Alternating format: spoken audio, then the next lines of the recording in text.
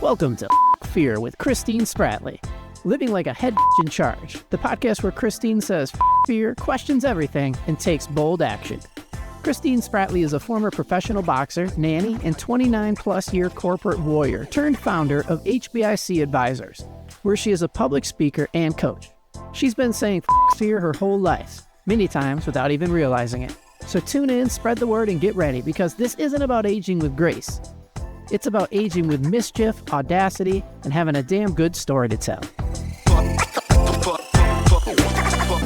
Hello, ladies and gentlemen, and welcome to Fuck Fear with Christine Spratley. Living like a head bitch in charge. Today, we're going to talk about closure. The way this came about was, again, I was on TikTok or Instagram. I wasn't on TikTok, but Instagram. And I saw this reel come up. And Joe, I don't know if we're going to play it or not, but it'll definitely be in the... Oh, we can play it? Sure. Okay, we're going to play this reel. And I watched this reel. And so as you listen to this reel or as you watch it, listen to it. And it's specifically talking about a relationship. Go ahead, let's play it. How do you handle a relationship that feels toxic, but you still haven't gotten closure? You want closure. I saw it once put very, very succinctly. The disrespect was the closure. I might add to that, if you really need to internalize this idea, if this applies to you personally. The inability to allow you to express your feelings without being attacked or dismissed was the closure. The gaslighting and the rewriting of history was the closure. The refusal to come to the table and discuss things like adults the 1,000 previous times the offer was made was the closure. The refusal to take any accountability was the closure. The redirection of every affront and every assault and putting the blame back on you was the closure. What closure is it precisely that you're looking for? What you're really looking for is something that is a fantasy. You're looking for the person to finally soften, to open their heart, and to show some compassion, some empathy, some sensitivity for once. And my friend, if that were possible, if that could have happened, why didn't it happen till now? You didn't get it until now. It's not going to happen at your exit interview, so to speak. All of the evidence, the preponderance of repeated evidence, is all the closure that you need. So that was really interesting to me because it was, it made me think not just of personal relationships, and obviously I'm going through a divorce and all that fun stuff and that. But what I liked about it was when it said, you're trying to get closure. You're trying to get some person, place, or thing to show up differently than that they have shown up before in the relationship. And on your exit interview. And so what I did was I was like, okay, how many times have I been waiting for them to kick me out, so to speak? You know, to shut the door instead of me shutting the door. What friendships did I overstay my welcome? What relationships did I overstay my welcome? Meaning it was done. I was not getting what I needed. They were not getting what they needed, or it might have been a mutual or job. And it really is kind of one of those things where I've done that. The times that I've done that, it's been like, I can say closure on a lot of things that are kind of not superficial, but mean a lot, but aren't ingrained. Like I haven't worked real hard for it, but if I've worked real hard for something, it's really hard for me to move on. Long after, even though it's no longer working for me. You've heard me talk about it in my career. I literally was going to get into Big Four and do site selection and negotiations on all that for 2 years. I stayed 13 and a half. I'm not saying all those years were bad, but there was a time where I should have been having my exit interview many years prior, for my sake, not necessarily for theirs. What are you waiting for closure on? Like what situation in your life are you going, okay, I need closure on this? And then who are you waiting for that to get that from? And I think for me, that was a big lesson was, okay, well, what is closure? And why does it come from someone else? If they haven't been able to give me anything that I've needed so far, why am I waiting for them to provide me closure? We're going to unpack, especially for women, kind of why we stay in the relationships, the communities, the jobs long past their expiration date. And when I was going through this, thinking about this lesson, or not this lesson, but this episode, I was like, for me, I convinced myself there's a lesson to learn.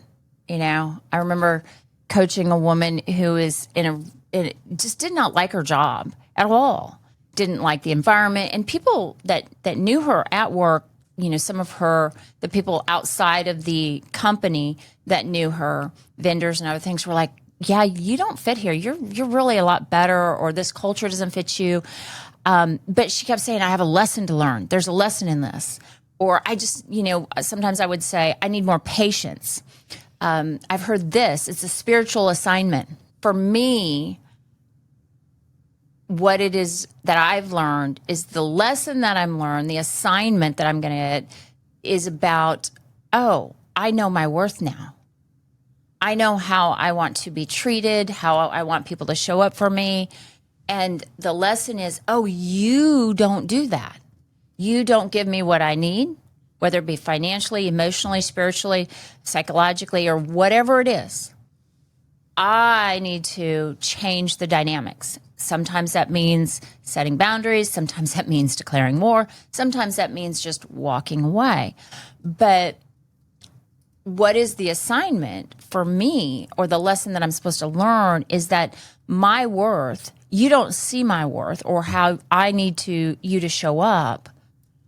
And the lesson is I get to leave. Like, I've learned that lesson is I get to leave.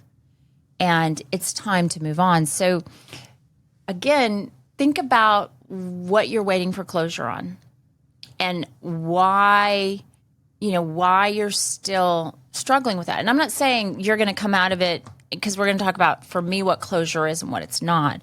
Closure for me does not mean that I won't ever feel this way, have this, ache or this pain again. It doesn't mean any of those things. For me, it is about moving forward, and sometimes learning very little, tiny baby bites, and spitting that shit out, and then, taking tiny baby bites again and going, this is what this tastes like now. This is what this is now. It doesn't mean that there's some finality to the emotion, but it is this release for me anyway, of, okay, that can go, that can float on down the river. You can employ someone else. You can marry someone else. You can I am giving you the opportunity to engage in a relationship with someone else, but then I'm also allowing me to move on down and to engage in a different experience. So I remember some things about what I would say to justify me staying too long. I'll do it when the kids are in college, or and then it became when the kids are out of college. This is just a test. I'm being refined. I'm learning here. I need to accept more. I need to practice acceptance. And we talked about this in the previous podcast, Joe, is that acceptance a lot of times, or acceptance doesn't mean to put up with shit. It's just saying this is the reality of it. And I think that's a good thing for me to remember, is that closure. And when I accept something, I can go, again, you're showing up in a way that makes me feel uncomfortable all the time, or makes not uncomfortable even, but like causes causes that emotional heartache. You know, everything is just so freaking hard and it's just so tiring. And it's like you're taking from me constantly. Oh, that's the way it is. I need to change that. I get to change that. I would say everyone has flaws. You know, I just need to love them more. I need to go to therapy more. I did that for a long time. I just need to fix me. It must be something in my past that I haven't resolved. I don't want to make a decision out of emotion. And again, I have learned that emotions aren't facts. They are indicator of the situation around me, which are the facts. But I would use that to put off or delay. Another one, I don't know, Joe, if you've ever had this, but I've invested too much time to walk away. Yep. What I realize about that is it says, I've invested too much. It doesn't say we have invested too much. Typically, if I'm walking away because I'm not being met, it's because they haven't invested shit. Like, really. They haven't gone out on the emotional vulnerability ledge or the psychological vulnerability ledge to meet me. Or I have given a ton at work and gotten crap back.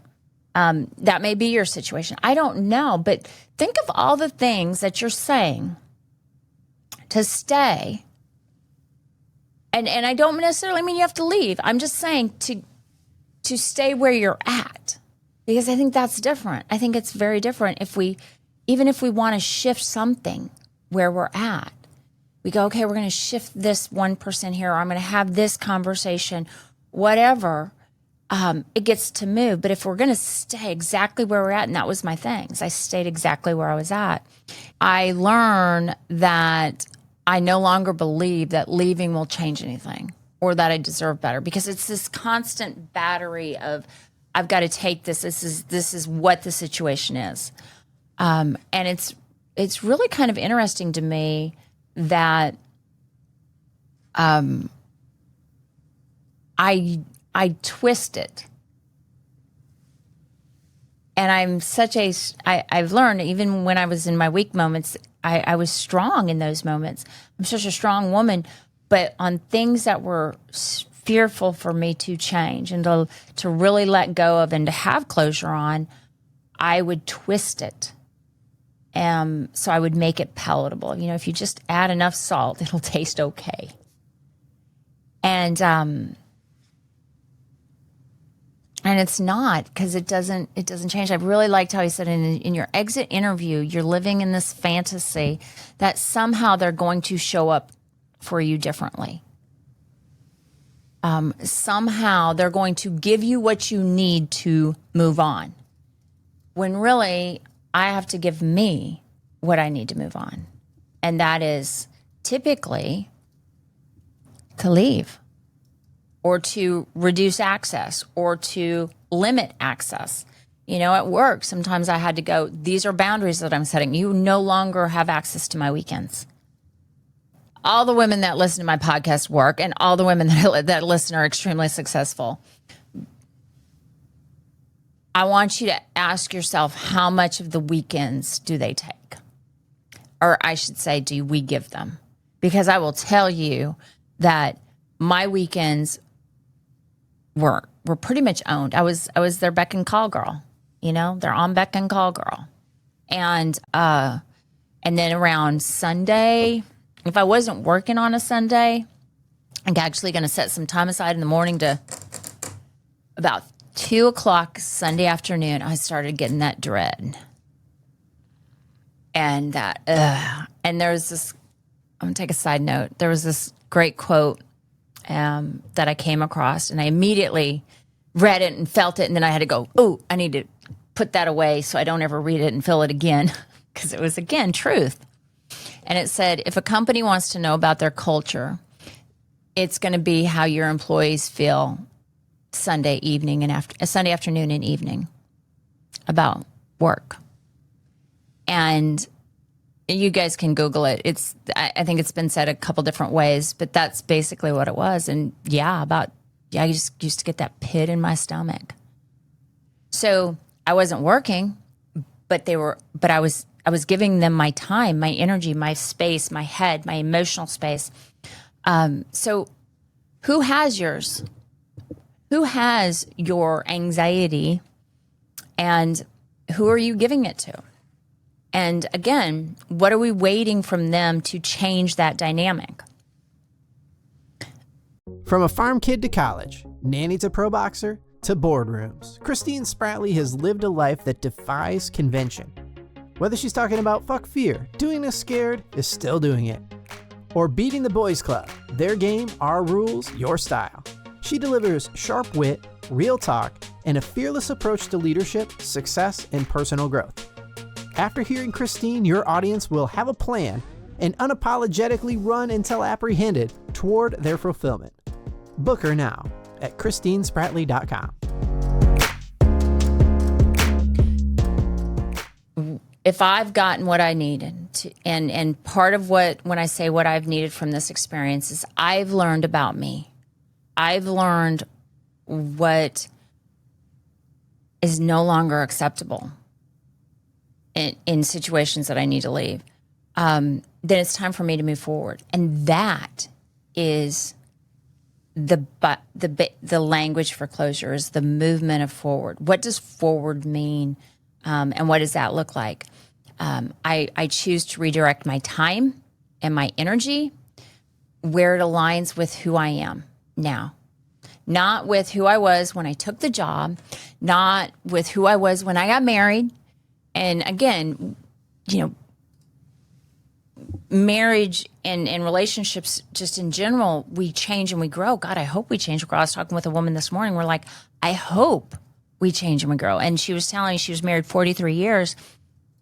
And we were talking about the hardest part. And I said, yeah, I think the hardest part for me in any of my relationships is the fact that you're making a commitment to be with somebody that you're probably not going to recognize in a few years. And you're making a commitment to continually learn and go, who are you? And what is this? And so it's like, I am taking my time, my energy, my being, my access to where it more aligns with who I am now, because I've learned about me. Okay. It served me in the past. I don't even like the word serve, but I use it. It worked for me in the past. This job was good. It was enough. You were enough. This relationship was enough. Doesn't anymore. And the thing is, I'm okay with that. And okay to me doesn't mean, ooh, it feels so good. Okay means it's that acceptance of, oh yeah, that's the reality of it. I need to move on. And that's just okay.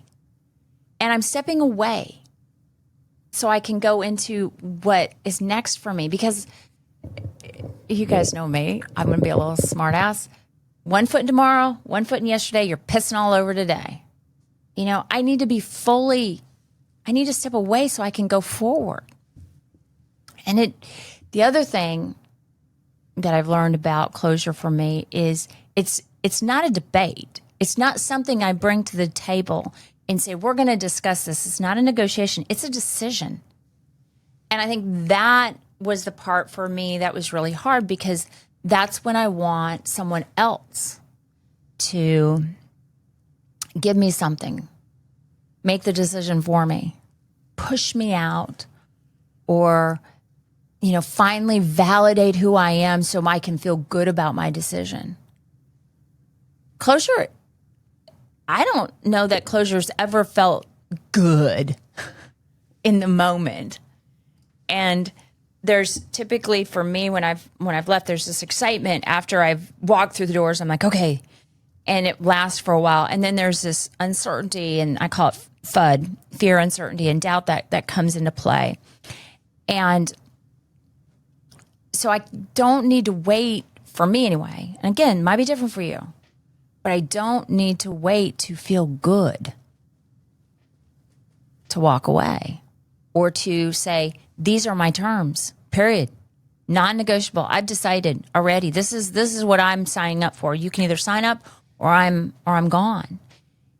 And it isn't for me. And Joe, I'm curious, before I go into this, what it is for me, I'm curious what you thought of that video and what came to your mind. Because I want to bring you in here for a second, because you were nodding your head as we were watching it, and you were just you're shaking your head and you're just kind of going on. So I'm just curious about where that hit you. Yeah, I think it made a lot of sense. The guy, he's a rabbi. Yeah. And so it's a type of teaching that I've heard before, probably even taught before. So it wasn't exactly like new content to me, but I think that it was really well said in a way that might cut through some of the noise for people, which is, it really doesn't have anything to do with the other person. I've always understood closure to be like just an understanding of what actually happened, like the autopsy. Like it's really not. I like that. It's not who was right and who was wrong, because you can't. That's not really something inside of your control. We all have our perceptions of the situation, so it's probably okay that they think they're right and you think you're right, and that won't stop closure, But I think people get that mixed up with closure. Like, no, there has to be a judgment, and I don't think it's a judgment thing. I think it's just an understanding. I think sometimes for me it's an understanding, but it's not so much clarity. Yeah, I can see that. As, okay, this is what it, like you said, this acceptance of this is what the reality is for the situation. Yeah, sometimes the understanding can be as deep as, well, this is over. And we'll figure it out. We'll figure it out after we get some space and time between us. But I think what's important for me when I'm going through closure is to rename the lesson that I've learned. My worth isn't tied to fixing this, is a lot of times what I've had to learn in personal relationships. And it's okay with me leaving. And if that disappoints other people, that's okay. I'm okay with that. I'm choosing this with me. And I think the big thing for me when I'm in the mode of closure is, I can't tell you how many times I've mentally, and maybe my listeners have done this too, mentally hit, written the I'm gonna resign letter. I'm gonna leave the relationship letter. I'm gonna fire this friend letter or whatever, but we've never sent it. And I think closure is when I actually send. When I actually go set diminishing contact. Like I'm limiting access. I change my routine to no longer revolve around them, whether it be work or whether it be a relationship. I'm taking ownership of this. And I don't even have to say it out loud to do that, but it gives me, that then allows me, as we were saying before, it allows me the ability to thrive in some other location with my time, with my energy, and things like that. And I immediately am able to access my freed up energy, my freed up joy, and my freed up self-belief, because I'm no longer in an environment that diminishes those things. I have doubt, but it's not being imposed doubt. It's self-doubt, which is, typically something I can go kind of sit with and correct. But if it's imposed doubt, it's like all these external factors around me going, ooh, I don't believe in myself. Ooh, this, that, and the other. I work with women that have imposter syndrome, and I'm like, well, what is your environment? What sort of lift up is your environment giving you at work? And in a lot of those situations, they are having to fight everything tooth and nail. And I'm like, with all the negativity that's going on, no wonder why you have imposter syndrome. No, there's no one around you going, yes, you deserve this. Yes, you are good. So, but those things free up when I hit the send button and I hit it, or I limit that access to me. And so, again, I think for me, it's less about the other person and less about okay, I've come to some final agreement on it. We're never going to revisit it. And it's more about admitting that they don't see my worth. For whatever reason, they can't get there. They can't get here from where they're at. And then my closure also is about my action. And it's rooted in me knowing I deserve more, and then allowing myself to give me the opportunity to move towards the people and places that can give me more and can treat me in a manner in which I'm worthy of. And my grandma May, on my mom's side, my grandma Dieter, was just this tiny little gray-haired Irish woman. It was sweet. She used to give me creamed wine when I'd go visit her. I was little. But she'd play the piano and we'd drink creamed wine. And she would say things. And one of the things that she would always say, and I didn't know, I was little, but she'd say, don't put pearls before swine. Just don't put pearls before swine. And again, I don't know what that meaning, came from or means. So, but to me it was, don't, your pearls. And don't, if you're in a situation, whatever it is, where you're constantly feeling like you're not worthy and they're not treating you as the goodness that you are, whatever it is, maybe it's time to initiate some closure on that. And maybe you can take the pearl that you are and put it before someone that you don't have to convince. I think that's a big thing for me that I've learned is I don't have to convince people of my worthiness. The people that truly see me, truly love me, they know. Even when I hurt them, they know. Because they know that that's not my intent or that I'm struggling or whatever. And I come back and I'm like, ooh, yeah, I fucked up. But it's like, take the pearl that you are and put it somewhere where the light can shine on it and it can be honored. I think one of the best things that I get from coaching and working with women is the fact that I get to see them put themselves on a pedestal and put themselves in environments that are pedestals to watch them shine and not apologize for it, not shy away from it, but instead it's like this light just beams in them and they go, yeah, this is where I'm meant to be. It's like watching an athlete be in their sweet spot. A Caitlin Clark shooting up from the logo or Steph or, just we could go on and on, but it's like watching them but they put themselves in that arena, and if they didn't get there, then they try again and they go, ooh, and it's so wonderful to watch them come out and go, no, that's not good enough for me. So, little assignment. What closure can you initiate? Doesn't have to be big.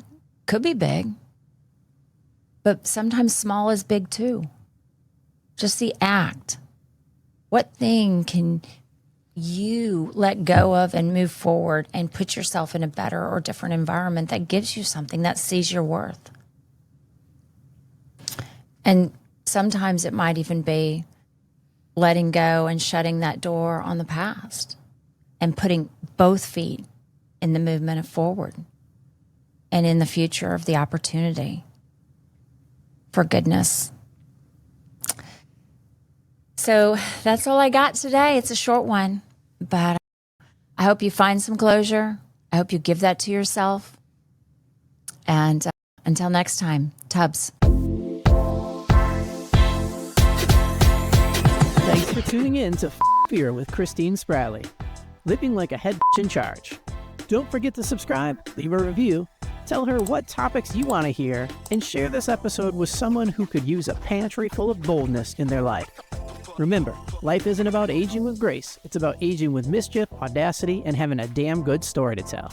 So show up, take action, and keep saying fear.